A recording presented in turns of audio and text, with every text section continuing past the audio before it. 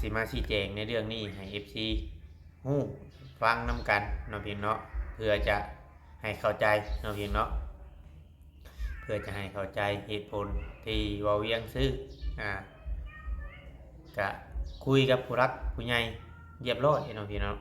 คุยกับผู้รักผู้ใหญ่เป็นทีเรียบร้อยแล้วแบบว่าเจ้าของเงินหรือว่าผู้ใหญ่ใจดีเนาะพี่น้องเนาะที่ทางเอื้อยเพิ่นมอบเงินให้บ่เวียงมาเฮ็ดในทุกๆเรื่องระหว่างในเฮือนของน้องจ้อยเนาะเพิ่นบ่ได้ติหยังมีแต่ว่าตามใจบ่เวียงกับลุงแก้วออกความคิดเห็น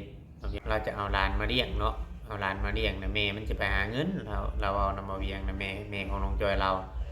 แต่เราจะเอาหลานมาเลี้ยงอยู่พี่น่ะ2คนบัดนี้แหละถ้าว่าเอาหลานมาเลี้ยงเดียวก็ถ้าแม่เป็นคนที่บ่ค่อยสนใจลูกมันมีแต่ทิ่มให้แม่เลี้ยงแล้วก็น้องจ้อยก็สิได้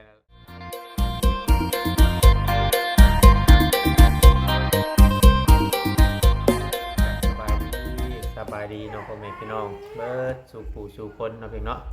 เบิดสมองสบอนว่าสิเป็นพี่น้องทางฝั่งลาวเนาะครับสวัสดีพี่น้องทางฝั่งไทยอีกนึงพ่อกับช่อง YouTube พงเอาเองใช้ใจกันร้อยเพลงเนาะอีกคือเก่าคือเดิมพี่น้องเนาะV2 พี่น้องไงเนาะอธิบายให้พ่อแม่พี่น้อง FC หรือว่าแม่ FC เบิดสู่ผู้สู่คนทางภายในและก็ทางต่างประเทศเนาะอยู่ทางอเมริกาเนาะพี่น้องเนาะอากาศสบายดีเบิดสู่ผู้สู่คนเนาะพี่น้องเนาะ FC บางคนเพิ่นยังท่วงบ่เวียงอยู่ว่าคือบ่สบายดีอันแม่ FC อยู่ทางอเมริกาแน่เนาะพี่น้องเนาะ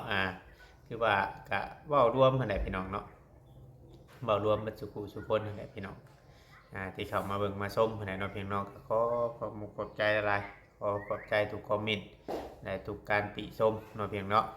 ก็หลายคอมเมนต์แฮงเนาะพี่น้องเนาะแต่ก็บ่ยังก็บ่ได้ตอบและมีแต่อ่านกดใจให้เปิดบางคอมเมนต์ก็ตอบเนาะพี่น้องเนาะมันตอบบ่ทันบางเทื่อเฮาไปเห็นเบียกมาบางเทื่อเมื่อยแน่เห็นนั่นเห็นนี่แล้วก็ลืมไปเลยเนาะพี่น้องเนาะก็ต้องขอโทษขออภัยอันนึงพี่น้องเอ้ยเนาะพี่น้องเอ้ยก็ในเรื่องเคสของน้องๆเนาะพี่น้องเนาะสี่บ้าน6 หลังน้ำนั่นแหละพี่น้องเนาะที่เวียงยังดูแลอยู่นำหันชั่วมือนี้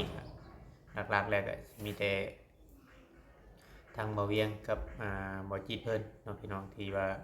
คอยดูแลงานอยู่หันเนาะพี่น้อง FC เข้ามาเบิ่งมาชมก็มีมุกดีใจแล้วพี่น้องเนาะถ้าบ่มี FC แล้วก็คือสิบ่มีวันนี้พี่น้องเอ้ยก็สิบ่ได้อยู่โดนปานนี้เนาะพี่เนาะเพราะว่าบาง FC เพิ่นก็เบื่อแล้วบ่อยากเบิ่งบ่อยากรู้แล้วนะพี่น้องเนาะก็ต้องเบิ่งให้แน่พี่น้องเนาะเบิ่งให้แน่ที่สิชมในหลายก็เฮาบ่ได้ว่าหรอกมีแต่ว่าเบิ่งให้กันแน่พี่น้องเอ้ยคอมเมนต์น่ะจื้อทุกคอมเมนต์ผู้ใดมาเรื่อยผู้ใดบ่มาก็ยังคิดฮอดคิดถึงอยู่พี่น้องเนาะเพราะว่าเฮาเบิ่งตลอดเฮาอ่านตลอดเลยพี่น้องแต่บางเทื่อบางทีเฮาบ่มีเวลาแล้วเฮาบ่ได้ตอบได้หยังนะพี่น้องเนาะต้องบ่ว่ากันพี่น้องเนาะในเรื่องกรณีที่เวียงออกมานั่งอัดคลิปมื้อนี้เนาะในนะเว้ามื้อนี้จะมีส่วนแบบว่าในเรื่องคอมเมนต์เนาะบางเทื่อบางทีเพิ่นอาจจะบ่ได้เบิ่งทุกคลิป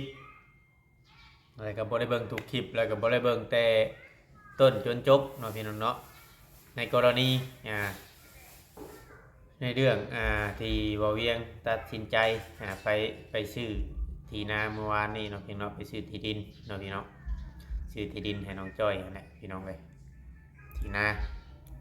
สิมาชี้แจงในเรื่องนี้ให้ FC ฮู้ฟังนํกันเนาะพี่น้องเพื่อจะให้เข้าใจเนาะพี่น้องเพื่อจะให้เข้าใจเหตุผลที่บ่เวียงซื้อก็คุยกับผู้รักผู้ใหญ่เรียบร้อยเนาะพี่น้องคุยกับผู้รักผู้ใหญ่เป็นทีเรียบร้อยแล้วแบบว่าเจ้าของเงินหรือว่าผู้ใหญ่ใจดีเนาะพี่น้องเนาะที่ทางเอื้อยเพิ่นมอบเงินให้บ่เวียงมาเฮ็ดในทุกๆเรื่องระหว่างในเฮือนของน้องจ้อยเนาะเพิ่นบ่ได้ติหยังมีแต่ว่าตามใจบ่เวียงกับลุงแก้วออกความคิดเห็นเนาะพี่น้องเนาะแบบว่า มันสมควรมันสมมาพาควรเพราะว่าที่บริเวณแถวหมู่บ้านลุงแก้วน่ะมันแพงพี่น้องเนาะให้หน้าตากะว่าจะเป็นที่นั่นที่นี่มันก็แพงเนาะพี่น้องเนาะทุกสิ่งทุกอย่างรายละอันเฮกตาร์หนึ่งน่ะตามที่เพิ่นขายกันน่ะอยู่แถวนั้นน่ะเฮกตาร์หนึ่งน่ะ1,400,000เงินบาทได้พี่น้องแต่บัดนี้ของเฮานี่มันสิครึ่งเฮกตาร์ที่ว่าเวียงซื่อครึ่งเฮกตาร์นี่มันตกอยู่35,000มันก็ถือว่าถูกเนาะอันนี้เหตุผลหลักๆเนาะเหตุผลหลักๆนี่ถ้าอันนี้บ่เวียงสิขอเว้าอีกอันนึงเหตุผลหลักๆนี่ถ้าเฮาบ่อยากซื้อน้องจ้อยนี่ให้เฮ็ดกินนะพี่น้องเฮ็ดได้ซื้อหากแต่น้องจ้อยนี่บ่มีชื่อในครอบครองในดินอันที่พอเราเฮ็ดกินในตอนนั้นดินนาไห้เดียวนะพี่น้องนาไห้เดียวตอนนั้นบ่มีชื่อครอบครองในตอนนั้นแต่บัดนี้แหละบ่เวียงก็ล้มกับลุงแก้วแล้วก็ล้มกับผู้ใหญ่เนาะล้มกันว่าถ้าเฮาซื้อต่อเนาะถ้าเฮาซื้อต่อยับขึ้นมานี่น้องจ้อยอาจสิมีชื่อครอบครองหรือว่าเป็นเจ้าของที่ดินแล้วก็เอาในบ้านเพิ่นมามอบกรรมสิทธิ์ให้คักแน่นะพี่น้องเราก็เลยตัดสินใจซื้อที่รวมๆเบิดทั้งเบิดน่ะ3 ไร่น้องเนาะ3 ไร่น้อยๆที่ว่าบัตรเทกันเมื่อวานนี้ถ้าว่าเฮาเอารถแท็กเตอร์มายังมาปรับมาอย่างน่ะมันก็สิได้หลายเติบอยู่พี่น้องเนาะถ้าว่าหน้าบ่เวียงก็ประมาณนั้นแหละเฮ็ดก็ยังได้ฮอด30-40 ศอกนะพี่น้องถ้าว่าเฮาดูแลมันได้เอาแกะมายังใช้คือ FC เพิ่นเว้าน่ะเฮาดูแลได้เฮาขยันเฮาสามารถแปรรูปเรื่องดินนี่เฮาสามารถแปรรูปเฮ็ดผักเฮ็ดหยังเฮ็ดนั่นเฮ็ดนี่หลายเฮาเบิ่งบางเทื่อเฮาเบิ่งเพลินๆเบิ่งยามแล้งเฮาเบิ่งหน้าแล้งนี่มันเป็นดินแห้งดินหยัง FC ว่าดินบ่งามดินบ่สวยจังซั่นจังซี่นี่มันขึ้นอยู่กับมันคนนะพี่น้องเรื่องดินงามดินบ่งามนี่ถ้าดินแห้นี่ก็ที่บ่เวียงเห็นในทางออกไปนี่ทางออกทางบ้านบ่เวียงนี่เขาปลูกผักน่ะงามใบแดงยิบพี่น้องเอ้ยเนาะมันบ่ได้เกี่ยวกับดินแห้ดินนั่นดินนี่ขอแค่ว่าคนดุคนมันให้ปรับปรุงสภาพหน้าดินแต่มันตึกแบบไรนะพี่น้องมีแต่ว่าให้ FC เข้าใจชี้แจงนี่แหละที่ว่าเวียงมุมมองของว่าเวียงไอ้ซ้ำนี่กับราคานี่หาซื้ออยู่ใส่บ่ได้แล้วน้องพี่น้องเพราะว่าถ้าเขาจิไปซื้อบางอื่นในราคา1,400,000น่ะงบบ่มีเงินน้องพี่น้องเนาะก็ชี้แจงในเรื่องนี้นะเพราะว่าผู้ใหญ่เพิ่นช่วยมาซ้ำนี่ดิเขาถือว่าดีแหละถือว่าโอเคแหละพี่น้องเนาะเลยอยากอธิบายเนาะให้ FC เขามาเบิ่งในคลิปนี้นำให้เข้าใจในส่วนนี้นำน้องพี่น้องเนาะถ้าว่าเฮาบ่ซื้อถ้าว่าเฮาบ่ซื้อตรงนี้คือ FC เว้านั่น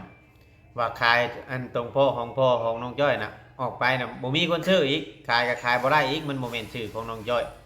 มันเป็นดินที่เขาดูแลเป็นดินที่อันนั้นเพราะว่ามันยังบ่แม่นชื่อของเฮาบ่สามารถขายได้แต่ก็บ่มีไผนั่นนี่นะให้เข้าใจนำเพราะว่าเฮาว่าคือว่าเวียงเองนี่ว่าคิดดีแล้วก่อนจะเฮ็ดหยังก่อนจะตัดสินใจหยังเนาะพี่น้องเนาะแต่ว่าคิดที่ถ้วนแหละพี่น้องเนาะแล้วก็คืออันถ้าบ่อยากซื้อก็บ่เป็นหยังเราบอกตามที่เราบอกเราก็ให้เฮ็ดกินไปซื่อในเมื่อในอนาคตบัดนี้มื้อใดมื้อหนึงสึกการทะเลาะเบาะแว้งกันเนาะกับน้องจ้อยเป็นหยังนี่เราบ่อยากให้เฮ็ดแล้วก็แล้วมันบ่แม่นชื่อน้องจ้อยเด่นในที่ดินมันเป็นชื่อของเราเบิดนะเราก็เลยตัดสินใจซื้อให้มันตกลายลักษณ์อักษรให้เป็นชื่อของน้องจ้อยอันนี้คือว่าเวียงนี่มาอธิบายให้ FC เข้าใจให้ FC ฮู้นํกันนะพี่น้องเพราะว่าถ้าบ่ได้ถ้าเข้าใจแล้วผู้ใดเพิ่นเบิ่งทุกคลิปทุกตอนเนาะที่ว่าเวียงถ่ายไปนี่ อาจจะเข้าใจแต่บาง FC เขามาเบิ่งเทื่อเดียวเนาะเขามาเบิ่งล่ามเทื่อนะก็อาจจะบ่เข้าใจเหตุผลเนาะในในในเรื่องแบบนี้เนาะพี่น้องเนาะก็มีแต่ว่าซื้อเป็นทีเรียบร้อยแล้วพี่น้องเนาะก็ดีมุกดีใจน้ำน้องเพิ่นแล้วก็ผู้รักผู้ใหญ่เพิ่นช่วยมากก็คือว่าเวียงว่าวหั่นแหละก็บ่อยากให้อันอ่าแบบว่าได้เฮือนอยู่ได้พอไปทำมาหากินสมมุติว่าคืองานช่วงนี้ก็คือชุมเขาลุงแก้วก็เริ่มบ่มีงานเนี่ยคือมีแต่น้องๆอะไรเฮ็ดเฮือนเพิ่นเองก็คือลุงแก้วเราก็ไปเฮ็ดงานนำหมู่ไปเฮ็ดงานอยู่ข้างนอกพุ่นไปเฮ็ดงานนำเขาเจ้าเพราะว่างานที่อยู่หั่นมันบ่มีงานนะผู้หลักผู้ใหญ่เพิ่นก็อ่าคือบ่าเวียงนี่ยังบ่ได้ไปหางานบ่อนอื่นเนาะพี่เนาะยังบ่ได้ไปหางานบ่อื่นน่ะก็เลยบ่ได้มีงานแบ่งให้ทางชุมเพิ่นเฮ็ดเนาะพี่เนาะก็จะเบิ่งไปเรื่อยๆถ้าเคสของน้องๆแต่ละคนเบาบางลงไปแล้วก็เฮาก็อาจจะได้ไปหางานบ่อนอื่นเนาะเพื่อจะให้ผู้รับผู้ใหญ่เพิ่นเห็นแล้วก็เพิ่นอยากจะช่วยเนาะพี่เนาะมีแต่ว่าติดตามไปเรื่อยๆพี่น้องเนาะแล้วก็ชี้แจงในกรณีของเรื่องของแม่ของน้องจ้อยเนาะน้องจ้อยนี่ยังน้อยในความคิดของหมอเวียงยังน้อยอยู่แหละแม่มาเด่นมาอย่างแหละอาจจะอยากให้แม่อยากให้แม่น่ะมาอยู่น้ำแต่เรายังบ่คิดถึงผลที่มันจะตามมาน้ำหลังเนาะเพราะว่าถ้าแม่มานี่อยากย้ายมาอยู่เลยคือว่าเวียงว่าให้ FC ฮู้ให้ FC ฟังนั่นแหละพี่น้องเพิ่นอยากย้ายมาอยู่นำเลยบ่เวียงเด้อบ่ให้มาเนาะพี่น้องเนาะกับลุงแก้วคุยกันแล้วถ้าว่าย้ายบุมาอยู่นำเลยเนี่ยมันสิเป็น2ประเด็นแบบว่าหลักๆนี่เราจะเอาหลานมาเลี้ยงเนาะเอาหลานมาเลี้ยงนะแม่มันจะไปหาเงินเราเอานำมาเวียงนะแม่ของน้องจอยเราเนี่ยเราจะเอาหลานมาเลี้ยงอยู่พี่นะ2 คนบัดนี้แหละถ้าว่าเอาหลานมาเลี้ยงเดียวกับถามแม่เป็นคนที่บ่ค่อยสนใจลูกมันมีแต่ทิ่มให้แม่เลี้ยงแล้วก็น้องจ้อยก็สิได้รับภาระในเมื่อน้องจ้อยซ้ำนี่เลยก็ตัวเราเองก็เราก็ยังบ่ได้หาเงินหาหยังเลี้ยงตัวเองไล่นะพี่น้องมีแต่ผู้ใหญ่ใจดีเนี่ยเลี้ยงเนาะคือบ่เวียงเอาเงินให้เนาะให้ใช้ให้จ่ายในชีวิตประจำวันเนาะแต่ละมื้อคือของน้องจ้อยนี่เวียงก็เบิ่งเนาะว่าให้ซ้ำใดประมาณนี้มันสิกลุ่มจักมือเงินจำนวนที่บ่เวียงมอบให้แล้วก็บ่เวียงก็เบิ่งข้าวเนาะเบิ่งข้าวเบิดซื้อไปเนาะพี่น้องเนี่ยกินบ่มีก็ซื้อบางเทื่อน่ะบ่เวียงซื้อเนี่ยกินเนาะบางเทื่อน่ะซื้อแนวกินนี่ว่าซื้อน้ำเป๊ปซี่นี่ว่าซื้อนั่นซื้อนี่น่ะบ่เวียงบ่ได้ถ่ายออกคลิปให้ FC หรือว่าผู้ใหญ่เบิ่งทุกตอนเพราะว่าบางเทื่อมันแบบเฮาซื้อเล็กๆน้อยๆน่ะเฮาบ่คิดอยากจะถ่ายนะพี่น้องเนาะบ่แบบว่าเพราะว่าทางผู้รักผู้ใหญ่เพิ่นก็เชื่อใจและเฮาก็คุยกันแบบละเอียดแล้วแบบว่าบ่ได้เน้นแบบว่าจำเป็นต้องถ่ายให้เบิ่งทุกอย่างนะพี่น้องคุยกันกับเพิ่นน่ะเพิ่นเข้าใจแล้วก็บางทีเฮาก็ซื้อไปในส่วนที่เฮาบ่ถ่ายก็มีเนาะพี่น้องเนาะซื้อให้น้องๆกินนะพี่น้องเอ้ยแล้วก็ในเมื่อถ้าจะมาแบบสั้นถ้าจะมาอยู่แบบสั้นน่ะเฮาบ่ให้มากับลุงแก้วนี่คือว่าบ่ให้มาแหละเพราะว่ามันยากทางกันยันลูกของเราน่ะสิตามมาน้ำดังแหละมันสิเกิดปัญหาแบบสิ่งที่เฮาเคยฮู้กันแหละสิ่งที่เคยเถียงกันแบบผิดกันเนาะมันก็เคยมีแหละพี่น้องเนาะ1มาเป็นลูกคนละพ่อเนาะพี่น้องเนาะกับน้องจ้อยบัดน้อง คือแม่นี่เราอยากมาอยู่คนเดียวเรานี่คือชุมเฮาเคยเว้าคือว่าเวียงเคยเว้าเนี่ยมาไล่อ่ามาอยู่คนเดียวแต่มันหลายคนมาน่ะมาบ่ได้แล้วก็มีแต่ว่าถ้าเราอยากมาเล่นมาหัวมานอนนำลูกเนาะถ้าว่าแพงลูกแท้ถ้าเราแพงลูกก็ดีเราอยากมาเล่นมาหัวมานอนนำน่ะคืน1 2คืนหรือว่าอาทิตย์1 2อาทิตย์เราอยากเมื่อก็บ่เป็นหยังมาได้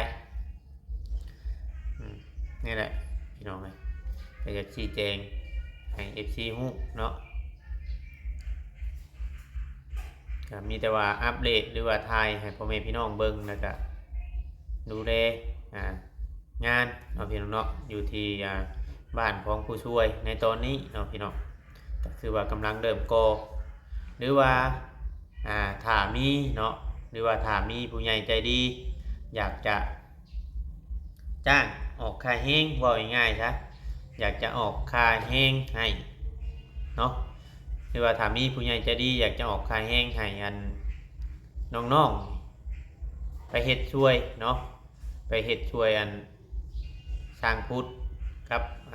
ผู้ช่วยเนาะก็ติดต่อมาได้เดี๋ยวก็บอกก็เวียงได้เนาะเพียงเนาะเพราะน้องๆเพิ่นก็จังชุมเพิ่นจังสิมีเวียกเฮ็ดนะพี่น้อง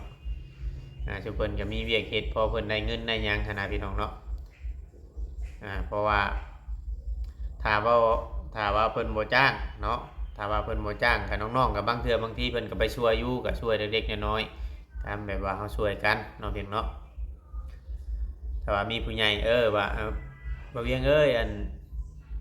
จ้างน้องๆไปเฮ็ดเวียกช่วยผู้ช่วยสร้างพุทธในเด้อก็บอกมาได้พี่น้องเฮาก็ครับสานต่อเด้อประสานงานหรือว่าเป็นสะพานบุญให้ต่อเนาะเพียงเนาะรับงานต่อมีแต่ว่าเบิ่งไปพี่น้องเนาะเพราะว่าเขาเจ้าก็ในหน้าที่เฮ็ดเฮือนเนาะตั้งแต่เฮ็ดเฮือนตั้งแต่วิทย์เฮือนน้องจ้อยแล้วเนาะพี่น้องเนาะตั้งแต่แล้วเฮือนน้องจ้อยนี่ก็ทางเขาลุงช้างนี่ก็บ่ได้มีงานเฮ็ดเลยพี่น้องเฮ็ดงานลูกเฮือนลูกลาวก็คือเฮาเว้านั่นแหละก็ผู้ใหญ่ใจดีเพิ่นช่วยมาแบบซั่นนี่ซุมน้องๆเพิ่นก็มีฝีมือแน่ก็เพิ่นพอเฮ็ดไร่แต่เพิ่นก็พากันเฮ็ดแล้วก็เรื่องเงินเรื่องหยังคือที่ว่าเราไปหาเฮ็ดเวียกเฮ็ดงานข้างนอกเข้ามาก็พอได้จุนเจือในครอบครัวเนี่ยมันหลายคนแฮงพี่น้องมันลูกเราแต่ละคนน่ะยังช่วยตัวเองบ่ได้ก็ยังแบบว่ายังพ่อแม่อยู่นะพี่น้องยังขอเงินนำพ่อนำแม่อยู่แบบว่าถึงจะเอาเมียก็เพราะว่ามันบ่มีเวียกเฮ็ดเด้จ้ะพี่น้องคำว่าถึกช่วงพอมีงานเฮ็ดแบบว่าเอาลูกๆไปเฮ็ดนำนะแม่นอยู่พี่น้องเนาะก็แม่นอีกในมุมมองนึงแต่ว่าในช่วงนี้พากันอยู่แบบมันหลายคนเนี่ยมีทั้งลูกไผ่ลูกเคยเนาะพี่น้องเนาะลูกไผ่กับสองแล้วมาอยู่ค่ะลูกไผ่กับสองลูกเคยผู้นึงรวมนั่นก็เป็นครอบครัวที่ว่าครอบครัวใหญ่เงินเฮาขึ้นเบิ่งค่าแห้งบ้านเฮาค่าแห้งมันก็บ่แพงเนาะค่าแห้งมันก็มาใช้จ่ายกับคนหลายคนเนาะพี่เนาะมาใช้จ่ายกับคนหลายคนมันก็เลยจะมีการสิ้นเปลืองเนี่ยพี่น้องเนาะนี่แหละพี่น้องเลยสีสดใจแต่กับบ่เวียงนี่สิพยายามถ่ายเนาะถ่ายให้ FC เบิ่งแต่ละมือบ้านแต่ละหลังบางเทื่อก็อยากถ่ายเบิดทุกหลังนั่นแหละแต่ว่าเวลามันบ่ได้เวลามันบ่ทันนะก็เพื่อเฮาถ่ายคลิปอยู่หั่นแล้วก็ออกไปลงคลิปอยู่บนอื่นเพราะว่ามันบ่มีสัญญาณในอยู่แถวนั้นมันลงคลิปบ่ได้แถวเพื่อนเพิ่นน่ะสัญญาณเด็กๆน้อยๆน่ะถ้าเฮาคุยกันนี่ได้อยู่คุยโทรศัพท์นี่ได้แต่ว่าเฮาสิลงคลิปนี่ลงบ่ได้เนาะมันบ่มีสัญญาณชี้แจงให้ FC ฮู้ FC ฟังนำกันเนาะพี่เนาะจังไดก็บ่ลืม FC นะพี่น้องเนาะมีแต่ว่าขอมุกขอบใจหลายที่ให้คำแนะนำหรือว่าการติเตือนเนาะพี่น้องเนาะในนั้นในนี้แต่ก็ที่ออกมาเฮ็ดคลิปนี่ก็บางอย่างเนาะเพิ่นบ่ฮู้นะพี่น้องเฮาก็อยากอธิบายให้เพิ่นฮู้นำแล้วก็จ จังสิได้อันนั้นจังสิได้เข้าใจเพราะว่าคือว่าเวียงเป็นคนนั่นประสานงานหรือว่าเป็นคนเบิ่งอยู่หน้างานนี่เฮาฮู้เบิดว่าอีหยังเป็นอีหยังหั้นนะพี่น้องเฮาอยู่กับที่แต่บาง FC บางอย่างเนาะเพิ่นเบิ่งในอ่าโทรศัพท์ก็เบิ่งเป็นแต่ตอนที่บ่เวียงถ่ายเนาะมาตอนที่บ่เวียงบ่ได้ถ่ายก็มีเนาะพี่น้องเนาะนั่นแหละเฮาก็อธิบายให้ฮู้ให้นั่นนำกันว่าเฮาอยู่หน้างานนี่มันเป็นแบบใดลักษณะนั้นแนวนี้เฮาฮู้เบิดจังซั่นจังซี่นะบ่เวียงก็เข้าไปอยู่ในหมู่บ้านนั่นจนตั้งแต่สิได้แล้วเว้าเริ่มเข้าไปก็แต่เริ่มเฮ็ดเรือนเป็นโจรนะมันสิฮอดปีแล้วพี่น้องไปอยู่หั่นมันสิฮอดปีเด้อเริ่มคุ้นเคยกับแถวนั้นมันสิพอปีเลยเฮาก็ฮู้จักเนาะพี่น้องว่าอีหยังเป็นอีหยังเฮาก็บ่ฮู้จักแบบว่าบ่ต้องให้ไผตัวในนั้นในนี่หั้นนะพี่น้องเฮาอยู่กับไปทุกมื้อนะพี่น้องเนาะไปทุกมื้อแหละเฮาฮู้จักแนวนั้นแนวนี้แหละมันก็นั่นแหละพี่น้องเอ้ยเนาะนะพี่น้องเอ้ยคลิปนี้ก็ถ้าว่าผิดพลาดหรือว่าการใดก็ต้องกราบขอโทษขออภัยนำ FC อีกเทื่อนึงพี่น้องเนาะก็ยังบ่ได้ออกไปข้างนอกเนาะกินข้าวอยู่เพื่อนก่อนแล้วจังสิได้ออกไปแล้วก็นั่งเฮ็ดคลิปให้พ่อแม่พี่น้อง FC ได้เบิ่งได้ชมนำกันแล้วก็ถ้าว่าผิดพลาดประการใดก็ต้องกราบขอโทษขออภัยแล้วก็ขอบคุณเนาะเมย์ FC อยู่ทางฝั่งไทยฝั่งลาวหรือว่าอยู่ทางประเทศเบิดสุขุสุคนที่ว่าเข้ามาสนับสนุนคลิปส่ง YouTube ของเราเวียงเนาะแล้วก็ขอบมุกขอบใจเนาะเพียงเนาะที่ว่าแนะนำแนะนั่นแนะนี่เนาะมอบสิ่งดีๆเด็กสติปัญญากันเนาะเพียงเนาะก็ขอขอบมุกขอบใจอะไรแล้วก็สุดท้ายนี้ก็บ่มีอย่างไรเนาะนอกจากขอกล่าวคำว่าสบายดีบัดสุขสุคนเนาะ